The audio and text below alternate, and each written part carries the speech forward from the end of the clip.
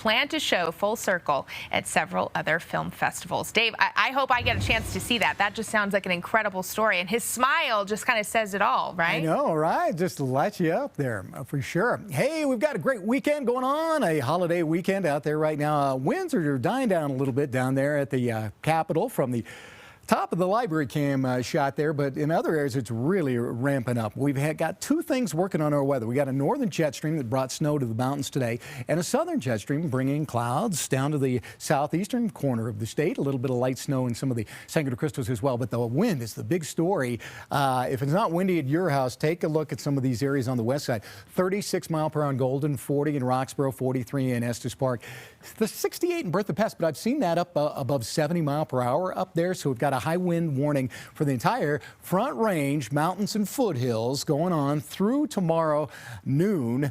Actually noon on Tuesday, so it goes through tomorrow and then into Tuesday for up to 80 mile per hour wind gusts in some of these locations here, 40 to 50 mile per hour sustained, but from time to time it can boost even higher than that. So we'll watch that as that jet stream just kind of hangs in over northern Colorado. Now tonight into tomorrow, we'll see kind of another surge of snow. Now Steamboat picked up about 6 inches of snow in the last 24 hours, and they'll have about that much again coming their way by the time we get to Monday afternoon as well. Around here, clear to partly cloudy, just with the wind kicking up from time to time. There's the snow forecast for tomorrow. You can see northern mountains, central mountains picking up some snow amounts, most of them light, but right around Steamboat Springs area and right around sections of Winter Park here, you might get in that 3 to 6 inch range, that little bullseye right there. Betty Lajeunesse in Erie coming in at 45, our weather watcher there. She should be in the 20s tonight, as will most everybody else for overnight lows. Tomorrow, 53 in Greeley, 60 in Littleton, and about 57 in Parker. Now, if you're in the mountains, we're looking at 30s and 40s up there. That'll extend out west,